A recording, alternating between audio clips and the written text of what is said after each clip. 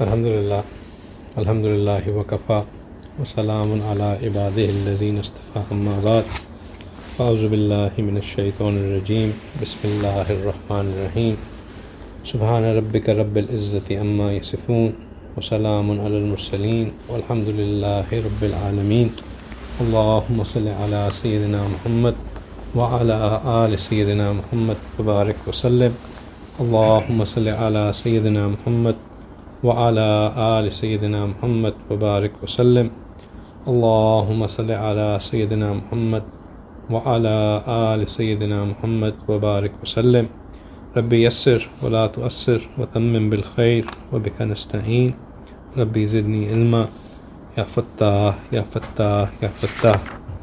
الحمدللہ اللہ سبحانہ تعالیٰ کے فضل سے، اللہ کے کرم سے ہم ایک بار پھر اپنی ماہانہ مجلس میں، ہفتہ وار مجلس میں شامل ہیں۔ اللہ سبحانہ تعالیٰ ہمارے یوں اکٹھا ہونے، جس کا مقصد صرف اور صرف اللہ کی رضا حاصل کرنا، اللہ کی محبت کے لیے ایک دوسرے کے ساتھ ملنا ہے، اللہ سبحانہ تعالیٰ اس کو قبول فرمائے اور یہاں آنے والے، شریک ہونے والے تمام حضرات کو اپنی سچی محبت عطا فرمائے۔ ہم اپنی سنت سیریز کو جاری رکھیں گے۔ پچھلی دفعہ ہم نے موت سے وابستہ جو سنتیں ہیں کہ جب کسی شخص کی موت کی وقت قریب ہو، اس وقت اس کے ارد گرد کے لوگوں کو کیا کرنا چاہیے، مسنون طریقہ کیا ہے، کفن دفن کا مسنون طریقہ کیا ہے، تعزیت کے مسنون طریقے کیا ہیں، میت کے ساتھ کس طرح سے پیش آنا چاہیے، کیا کرنا چاہیے، کیا نہیں کرنا چاہیے، ان چیزوں کے اوپر ہم نے بات چیت کی۔ سب سے پہلے اپنے آپ کو اور پھر آپ سب حضرات کو یہ یاد دہانی کرانا چاہوں گا کہ یہ سنت سیریز کا مقصد صرف یہ ہے کہ اگر ہم اپنے روزمرہ کے اعمال کو سنت کے مطابق ڈھال لیں گے تو ہماری ہر چیز عبادت بن جائے گی۔ ہر وہ کام جو ہم سنت کے مطابق اس نیت سے کہ میں سنت کی پیروی کرتے ہوئے کر رہا ہوں، وہ کام ہمارا عبادت بن جائے گا، چاہے وہ جوتے پہننا ہی کیوں نہ ہو، حتیٰ کہ غسل خانے میں جانا، بیت الخلاء سے جانا نکلنا، بیت الخلاء سے فارغ ہونے کے بعد اگر ہم اس وقت کی جو دعائیں ہم نے سیکھی وہ پڑھ لیں، وہ سب ہمارے لیے عبادت کا حصہ بن جائیں گی، اور ہم واقعی جو اللہ سبحانہ تعالیٰ نے ہماری تخلیق کا مقصد بیان فرمایا، ہم اس کو پورا کرنا شروع کر دیں گے۔ اور نہ صرف یہ، بلکہ یہ ہمارے لیے اللہ کی محبت حاصل کرنے کا ذریعہ بن جائے گا۔ اگر ہم چاہتے ہیں کہ ہم اللہ سے محبت کریں، یہ ضروری ہے کہ پہلے اللہ ہم سے محبت کرے، اور اللہ تبھی محبت کرتے ہیں۔ اللہ نے محبت کرنے کا بہت آسان طریقہ بتا دیا کہ تم میرے محبوب کی پیروی کرو، میں تمہارے سے محبت کروں گا۔ فاتبعونی یحببکم اللہ، بہت آسان طریقہ ہے۔ یہ باتیں یاد دہانی اس لیے کرا رہا ہوں کہ جو آج ہم چیزیں کریں گے وہ ہم اپنی زندگی میں روز کرتے ہیں۔ موت تو ایک ہی دفعہ آنی ہے، اگر اس کی سنتیں آپ کو ہر وقت یاد نہ بھی رہیں، اچھا کہ یاد رہنی چاہیے، کیونکہ موت بھی ایسی چیز ہے جو کہ ہوتی رہتی ہے، لیکن اگر اس کی سنتیں یاد کرنے کے لیے کسی کتاب کی ریفرنس یا کوئی کہیں دوبارہ سننا بھی پڑ جائے تو اس میں کوئی بعید نہیں ہے۔ لیکن جو آج ہم بات کریں گے یہ تو وہ چیزیں ہیں جو کہ ہم ہر روز کرتے ہیں۔ کوئی ایسا شخص نہیں ہے جو کہ یہ کہے کہ بھئی میری زندگی میں تو ایسا عمل آتا ہی نہیں ہے کہ مجھے یہ کرنا پڑے، ہر ایک کو یہ کرنے کی ضرورت ہے۔ آج ہم بات کریں گے گھر سے نکلنے، گھر میں داخل ہونے کی سنتوں کے اوپر، سفر پہ جانے کی سنتوں کے اوپر۔ یہ وہ چیزیں ہیں جو کہ ہم یقیناً کرتے ہی کرتے ہیں۔ ہاں، اگر کووڈ کا زمانہ ہوتا تو میں کہتا کہ بھئی نہ کوئی سفر، نہ گھر سے نکلنا، نہ کچھ، تو اس چیز کو بھی ہمارے لیے علمی طور پہ سیکھ لینا کافی ہے۔ لیکن کووڈ ختم ہو گیا، اب تو گھر سے نکلنا ہی پڑتا ہے، کچھ اور نہیں تو مسجد کے لیے تو نکلنا ہی نکلنا ہوتا ہے۔ مسجد تو الحمدللہ جاتے ہی ہیں، تو گھر سے نکلنا اور گھر میں واپس داخل ہونا یہ ان چیزوں میں شامل ہے جو کہ انسان کی عادت میں شامل ہوتا ہے، یعنی کہ انسان اپنی عادتاً یہ چیزیں کرتا ہے، جیسے سو کے اٹھنا، کپڑے بدلنا، جوتے پہننا، باتھ روم جانا، یہ عادتاً چیزیں ہیں. اسی طرح گھر سے نکلنا اور گھر میں داخل ہونا، یہ بھی عادتاً چیزیں. ان کی سنتیں بہت آسان اور ان پہ عمل کرنا بہت آسان. صرف انسان کی نیت ہو اور اللہ کی توفیق ہو. اگر یہ شامل ہو جائے تو انشاءاللہ یہ وہ چیزیں ہیں جن کو کرنے سے بآسانی ہم عبادت گزار میں شامل ہو سکتے ہیں. گھر سے نکلتے وقت آپ صلی اللہ علیہ وسلم کی سنت مبارکہ تھی کہ آپ صلی اللہ علیہ وسلم مسواک کیا کرتے تھے. مسواک کر لینا مسنون ہے. مسواک کے بہت فائدے ہیں. ہم نے مسواک کی سنتوں میں ان فائدوں کی تکرار بھی کی تھی، لیکن ایک فائدہ تو یہ ہے کہ یہ وہ ایک عمل ہے جس کے اوپر اللہ سبحانہ تعالیٰ موت کے وقت کلمے کی توفیق عطا فرماتے ہیں. اور آج کل کے زمانے میں یہ وہ ایک عمل ہے جو کہ اگر ہم اس کی عادت بنائیں تو یہ ان میں شمار ہو جائے گا کہ جو سنت کو دوبارہ ریوائیو کرنے والا ہوتا ہے. یہ وہ سنت ہے جو کہ آج کل بہت کم ہوتی جا رہی ہے. اگر ہم اپنے خاص طور پہ شہروں کی زندگی میں تو یہ بہت کم ہوتی جا رہی ہے.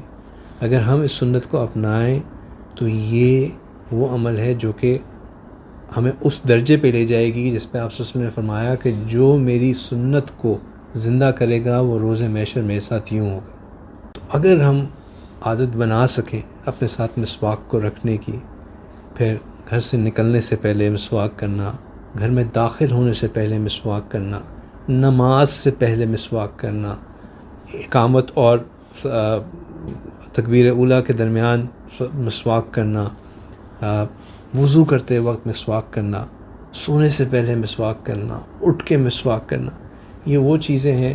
روزے کی حالت میں مسواک کرنا، یہ وہ چیزیں ہیں جس سے ایک وہ سنت ہم ریوائیو کر رہے ہیں جو کہ شہری زندگی میں شاید رورل ایریاز میں ابھی بھی یہ لوگ کرتے ہوں، لیکن ہمارے کم از کم میں اپنے ارد گرد تو بہت کم لوگوں کو دیکھتا ہوں. چونکہ ہمارے سب سے بڑی بات یہ کہ ہمارے کپڑے اب ایسے ہو گئے ہیں کہ اس میں مسواک کو فٹ کرنا ایک بڑا مشکل کام ہے. پھر مسواک عام ملتا نہیں ہے. کیونکہ یہ چیز مشکل ہوتی جا رہی ہے تو جو اس کو ریوائیو کرے گا وہ اتنا اس کا جو ہے اجر پائے گا.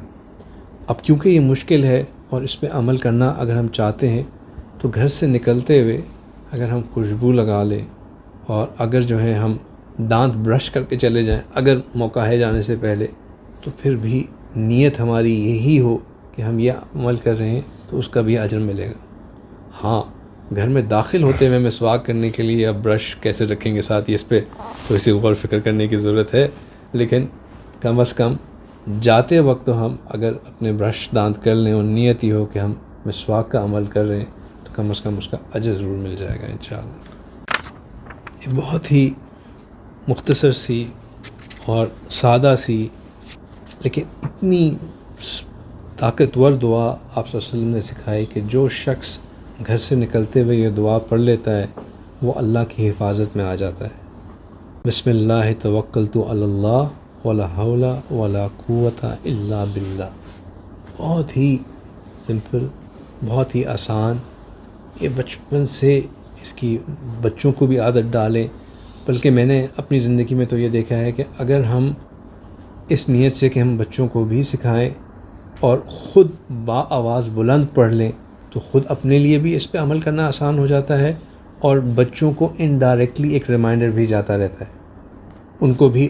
اور اگر گھر میں کوئی ایک بندہ بھی باآواز بلند پڑھ لے تو پھر سب کو یاد آ جاتا ہے کہ بھائی یہ دعا پڑھنی ہے.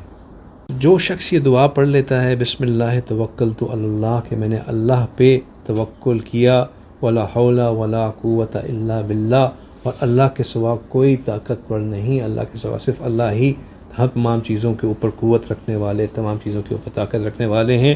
حدیث مبارکہ میں آتا ہے کہ اللہ سبحانہ تعالیٰ اس کے لیے کہتے ہیں کہ یقال لہ حین اذن، اس کے لیے اس وقت کہا جاتا ہے ہدیت، کہ تم ہدایت پا گئے، وکفیت، اور تمہارے لیے اللہ کافی ہو گئے، ووقیت، اور تمہارے لیے مشکلیں آسان ہو گئی. اور شیطان اس وقت پھر یہ کہتا ہے کہ میں اس بندے کو کیسے گمراہ کر سکتا ہوں جس کو اللہ نے ہدایت دے دی، جو اللہ کی حفاظت میں آ گیا۔ بہت آسان عمل، بسم اللہ توکلت علی اللہ ولا حول ولا قوت الا باللہ، یہ دعا پڑھ کے گھر سے نکلنا چاہیے۔ اور جب ہم مسجد کی طرف جا رہے ہوں، خاص طور پر گھر سے نکل کے ان نمازوں میں جو کہ اندھیری کی نمازیں ہوتی ہیں، مثال کے طور پہ مغرب کی نماز، عشاء کی نماز، فجر کی نماز، تو ان نمازوں میں ایک اور بہت ہی خوبصورت دعا ہے جو کہ ہمیں اس کے لیے اس کو پڑھنی چاہیے۔ اور اگر پوری دعا یاد نہ بھی ہو تو صرف اتنا کہہ دینا چاہیے کہ اللہم اجعل فی قلبی نورا، کہ یا اللہ میرے قلب کو نور بنا دیجیے، یا پھر اللہم آتنی نورا، کہ یا اللہ مجھے نور عطا فرما دیجیے۔ اور اس کے بیچ میں اگر یاد پوری دعا کر لیں تو وہ تو اور بھی خوبصورت ہے کہ اللہم اجعل فی قلبی نورا ولسانی نورا، میری زبان کو نور بنا دیجیے، واجعل فی سمعی نورا، میری سماعت کو نور بنا دیجیے، واجعل فی بصری نورا، میری آنکھوں کو نور عطا فرما دیجیے بنا دیجیے، واجعل فی خلفی نورا، میرے نیچے نور عطا فرما دیجیے، و امامی نورا، واجعل فی فوقی نورا، واجعل فی تحتی نورا، کہ یا اللہ میرے آگے پیچھے دائیں بائیں اوپر نیچے ہر جگہ نور عطا فرما دیجیے، اللہم آتنی نورا، یا اللہ مجھے نور بنا دیجیے، مجھے نور عطا فرما دیجیے۔ تو یہ بہت ہی مؤثر دعا ہے۔ یہ گھر سے نکلنے کے بعد اگر ہم مسجد کی طرف جا رہے ہوں تو اس وقت یہ دعا پڑھنی چاہیے۔ پھر جب گھر لوٹ رہے ہوں، گھر جب واپس داخل ہو رہے ہوں، اس میں ایک ذہن میں بات رکھیں کہ گھر جو ہے وہ اللہ سبحانہ تعالیٰ نے گھروں کا مقصد یہ بنایا کہ یہ وہ جگہ ہے جہاں انسان اپنے کام کاج کر کے دنیا کے مشکلوں مصائب کے ساتھ الجھ کر واپس آئے تو یہاں راحت پائے، سکون پائے، امن پائے۔ ہم جب اپنے گھر میں آ رہے ہوں تو ہمارے دل میں یہی کیفیت ہونی چاہیے کہ میں اب ایسی جگہ جا رہا ہوں جہاں مجھے راحت، سکون، امن ملے گا۔ اگر ہماری سوچ یہ ہوگی تو پھر اس سنت پہ عمل کرنا بھی آسان ہو جائے گا۔ کیا سنت؟ کہ جب گھر میں داخل ہوں تو داخل ہونے سے پہلے جیسے میں نے کہا کہ مسواک آپ صلی اللہ علیہ وسلم کیا کرتے تھے تاکہ جب گھر والوں سے ملاقات ہو تو ان کو آپ صلی اللہ علیہ وسلم بہت خیال رکھتے تھے اس بات کا کہ آپ کی وجہ سے کسی کو کوئی پریشانی نہ پہنچے۔ اور پریشانی نہ پہنچنے میں یہ چیز شامل ہے کہ ہماری سانس میں بو نہ ہو، ہمارے منہ سے بو نہ آ رہی ہو، کہ ہم کسی کے پاس ہو کے بات کرنا شروع کریں تو اس کو لگے کہ یار پتہ نہیں کہاں سے آ رہا ہے۔ تو ہماری بھی یہ کوشش ہونی چاہیے، یہ بھی عبادت ہے کہ اگر ہم اپنے اس بات کا بھی خیال رکھیں کہ اگر میں باہر سے پسینے پسینے ہو کے آ رہا ہوں تو گاڑی میں ایک ڈیوڈرنٹ رکھ لیں، تھوڑی سی خوشبو رکھ لیں تاکہ گھر میں داخل ہوں تو ہمارے سے پھپکے نہ آ رہے ہوں بلکہ خوشبو آ رہی ہو۔ اسی طرح اپنے الائچی، میں نے اپنے حضرت کو دیکھا ہے کہ وہ اکثر الائچی ساتھ رکھتے ہیں کہ جس کی وجہ سے جو خاص طور پہ کیونکہ وہ دوائیاں لیتے ہیں تو دوائیوں کی وجہ سے انڈائجیشن ہوتی ہے، جس کی وجہ سے بعض اوقات جو ہے وہ سانس میں اونچ نیچ ہونے کی ہو سکتا ہے، امکان ہوتا ہے، تو وہ الائچی رکھتے ہیں احتیاط کے طور پہ کہ الائچی سے وہ کمپنسیٹ ہو جاتا ہے۔ تو یہ چھوٹی چھوٹی چیزیں ہیں جو کہ مقصد وہی پورا کر رہی ہیں جو آپ صلی اللہ علیہ وسلم کی عین سنت تھی۔ اگر ہم وہ سنت نہیں پورا کر پا رہے تو کم از کم جو اس کا مقصد ہے اس کو پورا کرنے کی تو کوشش کر سکتے ہیں۔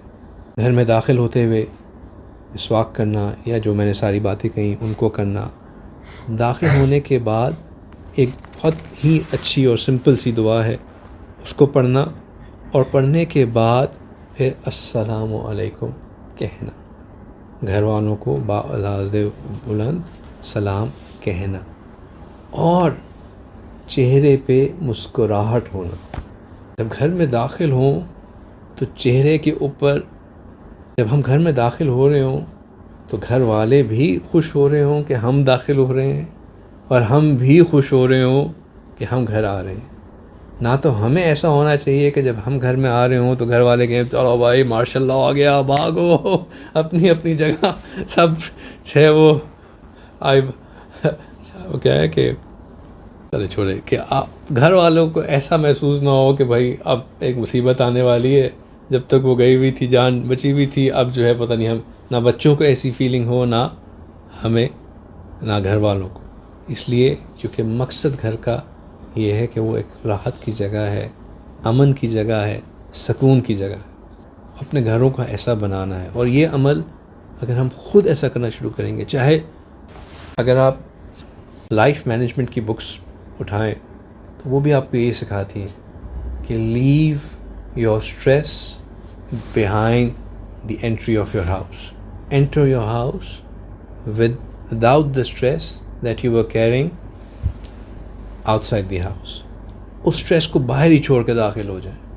اور یہ جو سنت عمل ہے کہ داخل ہوتے وقت اپنے مائنڈ کو ایسا کرنا کہ اب میں نے مسکرا کے داخل ہونا ہے.